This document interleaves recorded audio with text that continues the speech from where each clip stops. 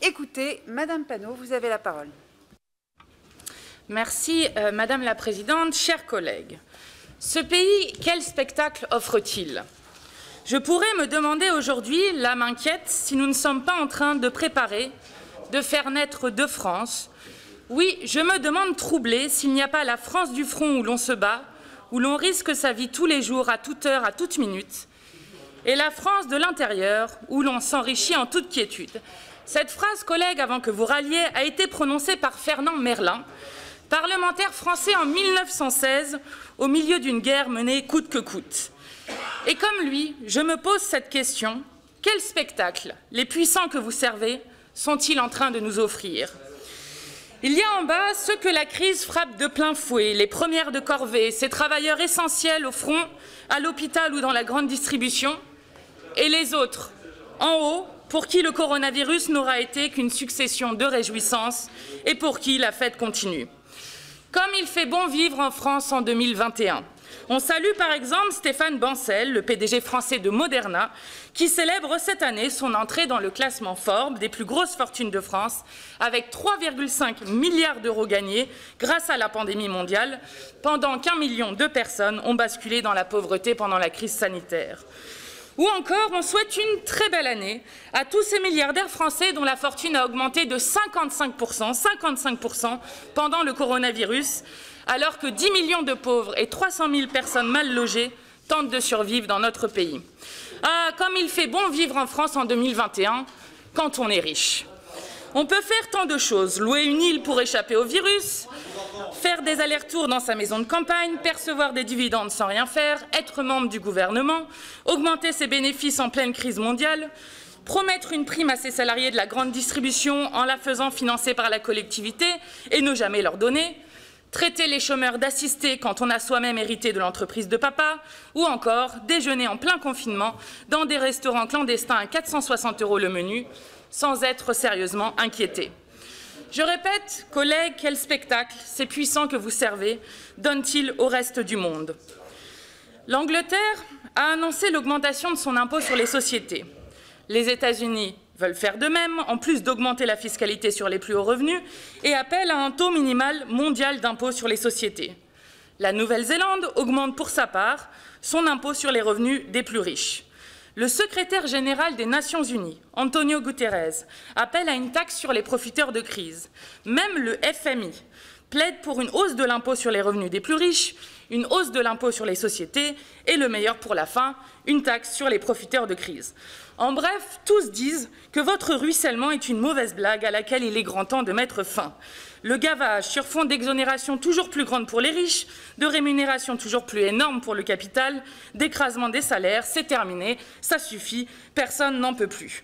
Le FMI, je parlais du secrétaire général de l'ONU, il ne manque donc plus que la volonté politique, ce que vous a d'ailleurs rappelé Attaque lors d'une journée d'action ce week-end sur le gang des profiteurs, qui doit payer la crise entre les retraités, les chômeurs, les personnes salariées au SMIC, ou alors ce gang des profiteurs. Je en cite juste quelques-uns. En 2020, Françoise Bettencourt-Meyer, plus 21 milliards en 2020, Bernard Arnault, plus 62 milliards, François Pinault, plus 15 milliards, Patrick Drahi, plus 7 milliards. Mais vous, pendant ce temps, vous jouez encore la mauvaise farce. Vous continuez à refuser de rétablir l'impôt de solidarité sur la fortune, vous maintenez votre flat tax sur le capital, alors même qu'on apprend que les milliardaires français sont de loin les plus riches d'Europe. Augmenter l'impôt sur les entreprises? Jamais. Taxer les dividendes? Vous n'y pensez pas. Baisser les indemnités de millions de chômeurs alors que le nombre d'emplois s'effondre pour économiser 2,3 milliards d'euros par an sur les plus pauvres? Ah ça oui, volontiers. Vous écrasez les chômeurs alors que tant perdent leur emploi et qu'il y en a déjà si peu. Retirez cette réforme injuste, répondez à cette revendication avancée par celles et ceux qui occupent les lieux de culture.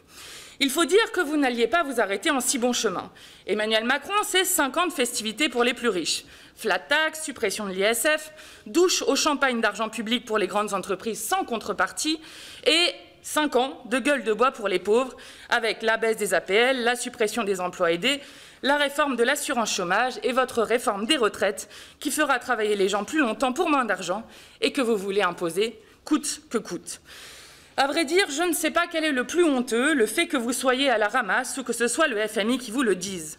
Il y a encore un siècle, l'idée de taxer les profiteurs de crise ne souffrait d'aucune polémique. Je vous cite le ministre des Finances de l'époque, le ministre des Finances. « Tout le monde trouvera juste que ceux qui doivent à la guerre un supplément de revenus, alors qu'elle a causé à d'autres tant de misère et de ruine, participent pour une part plus large aux dépenses qu'elle entraîne. Cette idée est tellement simple, je le cite toujours, qu'il n'est pas besoin d'opposer dans un tableau plus ou moins impressionnant l'enrichissement rapide des premiers à la détresse prolongée des seconds pour qu'elle s'impose à l'esprit. Une idée si limpide que cette proposition fut adoptée à 470 voix pour et une seule voix contre. Et si vous refusez cette proposition de loi, vous représenterez alors cette voix hostile, celle des profiteurs. En 1916, les taxés n'avaient rien de honteux. Nous sommes en guerre, nous martelait le président de la République l'année dernière. Pour protéger les plus riches, il y a un grand classique, l'argument dont vous raffolez. Si on les taxe, les grandes entreprises iront investir ailleurs. C'est votre chantage permanent, si bien qu'aucune mesure de justice fiscale ne serait possible, ni même souhaitable. Vous êtes pourtant les premiers à dire qu'il faudrait faire confiance aux grands groupes. Dans ce cas, est-ce une attitude raisonnable de quitter le pays quand on leur demande un peu de solidarité nationale? Devons-nous continuer à baiser les pieds d'entreprises immorales? Après tout, vous les avez suffisamment arrosées d'argent public. Avant le Covid-19, les aides publiques aux entreprises augmentaient de 6% par an. Avant 2008, on était à 65 milliards d'euros par an. 110 milliards en 2012 et juste avant la crise, 150 milliards par an. Chaque Française et chaque Français leur signe tous les ans un chèque de 2 000 € par votre intermédiaire. C'est largement suffisant pour se remettre d'une taxe, je crois.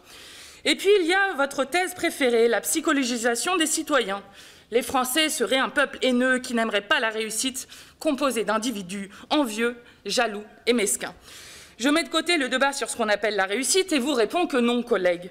Les Français sont juste pour le moins étonnés que vous ne cherchiez pas l'argent là où il se trouve, un peu perplexes de vous voir gesticuler dans tous les sens, faisant les poches aux plus petits, toujours très inspirés quand il s'agit d'appauvrir les classes moyennes, les ouvriers et les employés, les précaires, mais tremblant des mains quand il faut taxer une poignée de privilégiés.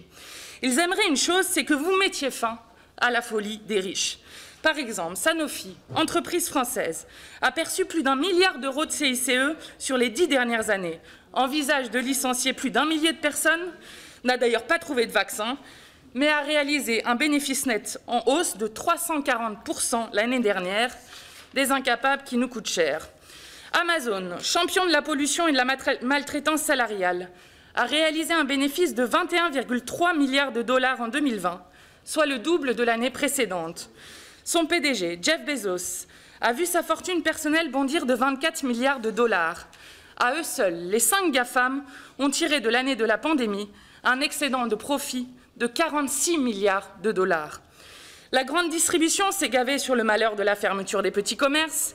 Les compagnies d'assurance ont économisé des millions d'euros sur l'automobile et la couverture habitation, tout en refusant d'ailleurs d'indemniser ces mêmes petits commerces. J'envoie d'ailleurs une pensée fraternelle aux salariés de Carrefour et de Monoprix qui se mobilisent pour obtenir une augmentation et le paiement de la prime qu'on leur avait promis. Rien que pour le CAC 40, 7 entreprises ont tiré des surprofits pendant la crise. Mais nous devrions les laisser tranquillement profiter d'une situation de plus en plus insupportable pour celles et ceux qui ne peuvent pas ouvrir leur terrasse, accueillir leurs clients, retrouver un travail. Vous êtes de bien mauvais économistes car vous n'arrivez jamais à faire le lien entre l'accumulation d'un côté de la société et le vide matériel qui se crée de l'autre.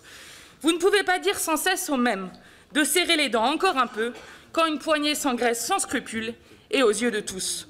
Voici le sens de notre proposition. Arrêtez ce délire qui consiste à laisser les entreprises se gaver sur le malheur national. Nous n'acceptons pas que des entreprises aient pu tirer des bénéfices d'une situation qui afflige le plus grand nombre. Nous n'acceptons pas que l'État soit complice par son inaction. Cette taxe sur les profiteurs de crise repose sur 2 critères. Les entreprises dont le chiffre d'affaires est supérieur à 750 millions d'euros et parmi elles, celles dont le bénéfice de 2020 est supérieur à celui de l'année précédente. Elle consiste à taxer 50% de ces bénéfices supplémentaires. Elle opte pour le principe de la taxation unitaire en liant le niveau d'activité d'une entreprise dans un pays à l'assiette fiscale de manière à contourner la curieuse manie de grands groupes à pratiquer l'évasion fiscale. en se bornant aux entreprises du CAC 40. Le produit de cette taxe serait de 6 milliards d'euros, soit 17 fois le rendement annuel de votre taxe sur les GAFAM et 3 fois le rendement annuel des économies que vous voulez faire sur les privés d'emploi avec votre réforme de l'assurance chômage. Elle permettrait ainsi de répondre aux urgences sociales qui ne manquent pas dans notre pays. Voilà, collègues, il n'y a peut-être pas d'argent magique, mais il y a des poches bien plus remplies que d'autres. Les tours du capital ne sont pas bien compliqués à comprendre. Je vous pose cette question. Si vous n'appliquez aucune taxe sur les fortunes colossales et indécentes dans ce moment historique, quand allez-vous le faire? Il n'est pas seulement question de justice fiscale. Nous le disons, l'accumulation illimitée de richesses dans la période que nous vivons est immorale. Elle est même contraire à la nature humaine qui veut que nous soyons solidaires dans les temps troubles. Rousseau l'écrivait déjà.